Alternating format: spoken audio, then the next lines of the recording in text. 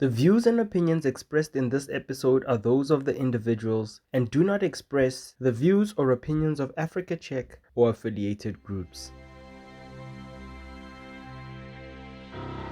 While much of the current conversation revolves around digital platforms and fighting mis and disinformation in the online environment, we look into the power of face-to-face interactions, community engagement, and traditional media in creating informed societies.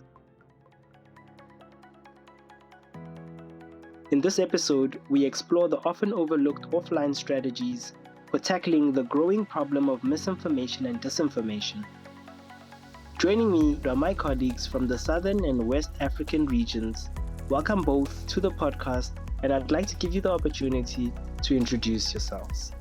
Thank you so much, Thipe. My name is Catherine Adeniyi. I'm a researcher at Africa Check. I work in the Lagos office in Nigeria, and I also double as the project coordinator on the team. So essentially what we do is to make sure that the information space is clean, clear, and filled with accurate and reliable information. So every day we're out there making sure that everybody gets access to the right information. Chris, I'd like to hear more about who you are and what it is that you do. Thank you, Thipe. I'm Cris Chinaka from ZimFact in Zimbabwe. We basically a fact-checking initiative. What do? We do fact-checking, try to debunk information of public interest. We also produce a lot of fact sheets to try pre-debunk ahead of any other information that may be floating around in our environment. And thirdly, we do a lot of media literacy, and we have a mixture of both digital and face-to-face programs. I think to start off our conversation today, it's important for us to sort of provide an understanding of what offline approaches mean to yourselves. Catherine, I'd like to start with you. What is your understanding of offline approaches, and how has the landscape changed over the years? So my understanding of offline approach focus on traditional media. And when we talk about traditional media, I mean radio, I mean TV, newspapers, and community engagement, and in form of in-person trainings. And why this approach is important is because misinformation or disinformation often spread through informal networks like word of mouth and, sometimes through the traditional media. So over the years, these methods have evolved.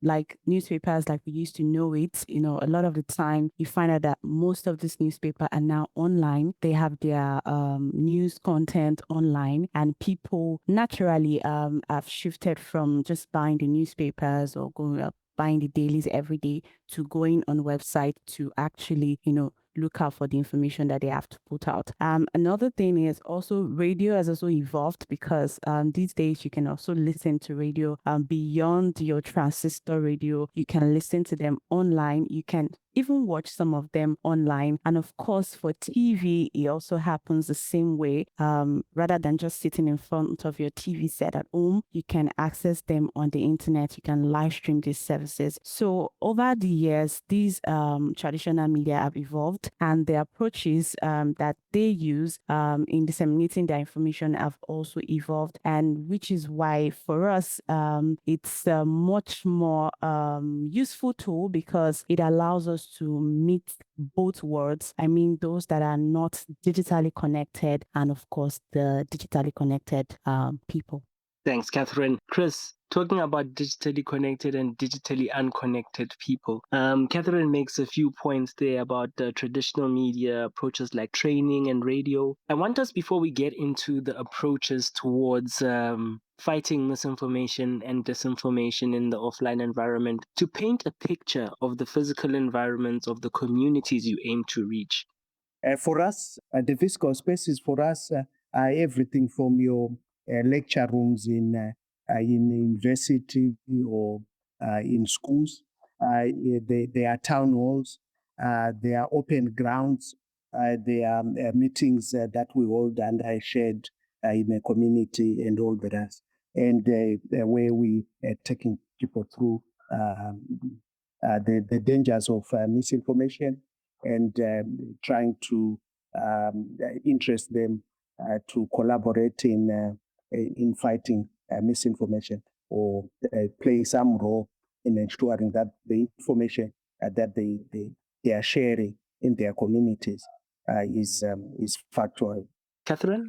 When we talk about the environment, we'll talk about, earlier I mentioned the digitally unconnected people. The essence of using the offline approach a lot of the time is to be able to reach the people who do not have access to the internet. And for us in Nigeria, a huge chunk of the population still don't have access to the internet, which means they rely on traditional media outlets like radio and oftentimes community radio and a lot of word of mouth. So you find out that sometimes we find people who are digitally connected pick up this information from the online space. And then when they go to these communities who are less connected, they are like the god of information there. And whatever information they give out there, people there just take it and then they begin to spread it from one person to the other. But the huge challenge there is they are unable to tell if this information is accurate, if it's correct, or if it should be something that they should,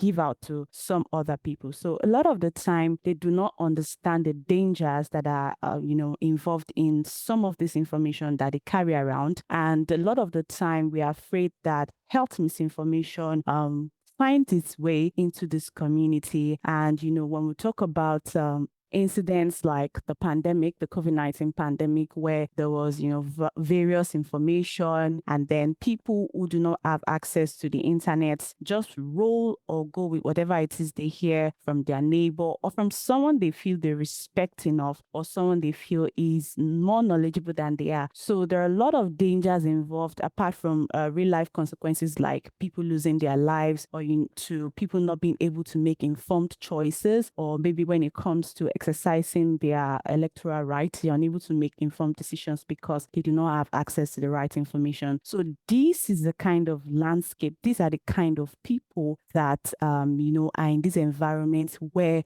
we feel that offline approaches should be put into use to fight misinformation and disinformation. You're listening to Behind the Facts. This is Behind the Facts. This is Behind the Facts. This is Behind the This is Facts. Behind the Facts. You're listening to Behind the Facts. Thanks for tuning in into Behind the Facts. And that leads us very nicely into the approaches that you have adopted in addressing the spread of false and misleading information in these communities. Could you please take us through what informed the decision to take on these offline approaches? Catherine, I'll start with you. So for the approaches that we have used over the years, I would like to touch on two specifically. That's the radio and of course physical trainings, like face-to-face trainings and interactions with this group of people that we're talking about. So first off, we had the radio drama project back in 2020, 2021. And the essence of this project was because there was a lot of misinformation around the COVID-19 vaccine.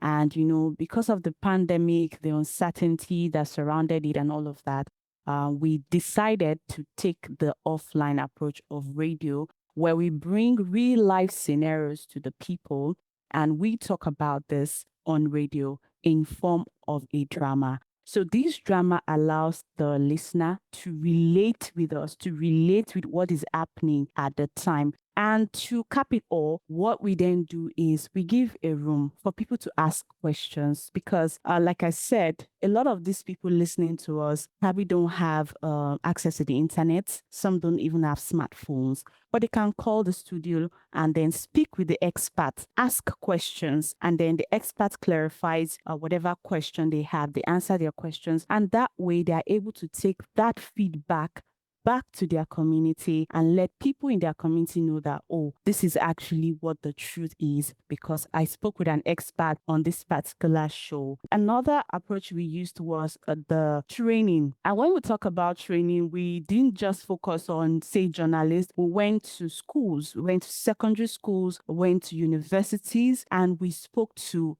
these people. I would like to tie it back to the fact that some people, some parents are not digitally connected, but their children who have a bit of knowledge about technology, they rely on these children for information. And now, if these children, these young adults, that have access to the internet cannot even distinguish between what is accurate information and what is not, they will end up going back home to feed their parents who have trusted them to have the right information with false information. So we went to these schools to teach them how to distinguish between false information and what is accurate, how you can verify on your own, what you can do when you see misinformation or disinformation, and how you can also enlighten people, your parents, people far back at home, about the dangers of misinformation. So for us, these two approaches really has helped us, and is still helping us to actually, curb the spread of misinformation and disinformation in the society. I think you've mentioned quite a number of things there that offline approaches sort of are geared towards. The firstly is the peer-to-peer sharing, the ability to verify on your own, and most importantly, helping people to be able to know where to find accurate information and to be able to identify when they come in contact with inaccurate information. Cris, I want to find out from ZimFact. You mentioned universities and town halls. Your approach towards fighting misinformation and disinformation in the offline space, what does that look like? Yeah, so for us, almost, I think, building up from where Catherine left, we recognized the three elements around the information ecosystem in Zimbabwe. The first one, and that may also apply sometimes regional or even global, that people do exchange information sometimes in echo chambers. That's the first one. The second one is that the young people, the so-called youth bulge, make up the majority of the world population today, and that if we wanted to recruit an army of information disseminators dealing with factual information, would have to go to these large communities in the schools, in the colleges. So that's an echo chamber. We also discovered in our case that the old people, particularly in rural and rural districts, and largely from the larger urban centers, do have information channels of their own, and that this information is being exchanged sometimes in parallels, and there are no meeting places. So we sought to establish communities that deal with information across and breaks these barriers across. So our approach was let's help to establish fact-checking clubs in schools, in colleges as a start, and then secondly, let's go into communities and try also establish fact-checking and information sharing clubs in communities with membership that runs across from students to community workers to the professionals in the area, and to ordinary people who are interested in the whole element of factual information and its importance. And that was our approach. First, to try break the echo chambers. The third reason why we thought the schools, we should pay special attention to schools and colleges, was that we thought it is also an opportunity, like Catherine was saying, for the students, for the young people to begin playing an active role in disseminating information, but not just information that is of relevance to them, but also begin serving larger communities. So we thought this is also their community service. We get them to link up with, so your college and school clubs link up with your community fact-checking clubs, identify which information is spreading, and they help to debunk that information. And sometimes they help to put together fact sheets and fact guides that are targeted at specific areas. I'm Cris Chinaka from ZimFact in Zimbabwe, and this is Behind the Facts. Thank you, Cris. And Catherine as well. I think from both of you, what we're getting is that these offline approaches are mainly focused on ensuring that the individuals that they target will be able to take on the knowledge and skills that is being shared with them and share them within their communities. I want to find out from you how you overcame challenges and what these challenges might have been. Catherine? So for the challenge part of it, for us, like I mentioned, we've done a bit of radio and, of course, face-to-face interactions and trainings. And one of the challenges that we face, especially with the trainings, is that you find out that a lot of people still do not know that the information in the public space are not always 100% accurate. So a lot of the time when you even ask somebody, do you think what you see online is fake, or do you share everything that you see online? They still go and tell you yes. Or because it's online, yes, it has to be accurate information. So it took a lot of effort for us to be able to make people see that people who share misinformation are not just, they are not spiritual beings. They are not people you can't see. They are people that you see, and they're people that a lot of the time you trust. With all this work that your organizations are doing to ensure that the wider public has access to accurate information and is able to make informed decisions, it's important for your organizations as well to also get a sense of what has been the influence or the change in attitude or behavior as a result of your approaches. Have you collected any evidence, anecdotal or otherwise, that indicates that because of the work that you're doing, there was a change in somebody's way of thinking or way of approaching something? Yes, we've been trying to collect information. First, it's a soft entry to collecting information. It's been to ask, what else would you like us to, what can we do together to continue fighting? And that's, we then add the other questions along the way. The change we found is that people do follow fact-checked information. They look for it. They also share the frustration of sometimes having to look for it under mountains of propaganda or other gossip stuff. That frustration, and therefore the suggestion of standalone the WhatsApp groups that sometimes push our own work has come from the public, and therefore for us that means they are following, and that's a positive element. The second positive thing that has come to us is in our content approach. That while we're focused on all these elements that we classify as a public interest, we found that in our environment, for example, one of the biggest areas of misinformation lately is on people just posting fake job adverts, and people scrambling for opportunities in a country with such a high unemployment.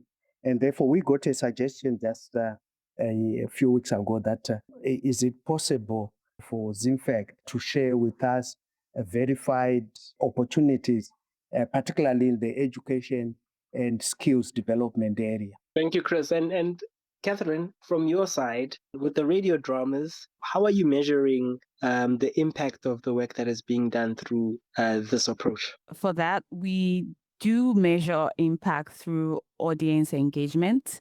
Part of the impact is how much people call us per episode, because for that project we ran it for about a year, and then every week we had increased number of callers, and they were not just callers from the previous episode, because what we did was we documented their names, the numbers per episode, and so we compared them to see if we're having the same set of callers or not. But we discovered that we had different callers per episode, and the numbers kept increasing per episode. So for that was a form of impact that we recorded on that particular project. And then the ability to utilize this information they are getting on the program was very, very key to us. So what we did was we did a follow-up session after each episode. We called them back and we asked them questions about what they heard on the show, or what they have been able to, make do with the information that they've got. And we also documented their responses after taking their permission, So we found out that a lot of people had behavioral change after listening to the episode of the program, and they were able to even convince one or two people to actually take the vaccine at the time, and of course able to enlighten other people about the dangers of the particular misinformation that was making rounds at the time. And then so for the training sessions, we had feedback forms for our trainees to fill, to let us know what they have learned in the course of the training, and of course let us know how impactful it has been, and if they will be able to replicate this particular training in their own way, in their own community, to their own people. And of course we didn't, just because there were times that we had to train people that are not so educated. So we had to speak the language that they could understand. And permit me to mention that part of the reason why we were very successful with the radio drama project was we used the language that was very, very widely spoken in Nigeria. That's Pidgin English. It's like a language that unifies the whole of Nigeria, because we have a whole lot of languages in Nigeria. But Pidgin is like an everyday language that you find almost every Nigerian being able to speak and understand. So we've been able to use that language because I think before then, people had this understanding that fact-checking, when you talk about misinformation, disinformation, it looks like a very serious thing. It looks like the thing for very educated people. It looks like a thing for people who are well-read. So this alone made a lot of people draw back, because some people felt, oh, they were not educated enough to participate in that conversation, or they do not have what it takes academically to, be part of it. So they felt it was for the journalists, it was for the well-read people. But then when we brought it in the language that they could speak and they could understand very well, we felt a lot of open-mindedness. People were more open-minded to participate in it. So for us, the language was also a form of impact, because we thought really, really hard about the language of broadcast when we were putting that program together. My name is Catherine Adeniyi, and you're listening to Behind the Facts. That leads us right into talking about key takeaways. And as Catherine has just mentioned now, Chris, language played a very key role in the success of their approach and extending the work through strategic partnerships with radio stations, community radio stations. Chris, could you please just give us one key takeaway when you think about the project that you rolled out? I think the key takeaway for us is that the fact-checking community globally should explore more ways of working with the youth bulge. The youth are the majority, and we should try all sorts of strategies to get them into the fight against misinformation and disinformation. For us, it is working. The key takeaway is that you can get the youth to be interested also in the issues that concern their communities, their parents, and all the rest beyond their own interests. And that's been key for us. A key one has been also the role of feedback, that we must sort of, while staying close to fact checking, we must respond also to the information requirements of people. And that includes putting in quite a bit of work into the debunking work that fact checkers do. For us, we've learned that information that does not connect, that does not empower, is useless information, actually, and that we must seek to package it in a manner that it informs someone positively. And on that very important note, I'd like to thank you both, Catherine and Cris, for joining us today for this very important discussion on offline strategies for tackling the growing problem of misinformation and disinformation. Thank you, Thipe. Thanks, Cris. Thank you very much. Thanks, Thipe. Thanks, Catherine. We encourage you to send through your ideas and suggestions for the show via WhatsApp on +27 73 74 97 875. You can also email us on info@africacheck.org. And remember to like, share, and subscribe. I have been your host, Thipe Maelane, and this is Behind the Facts.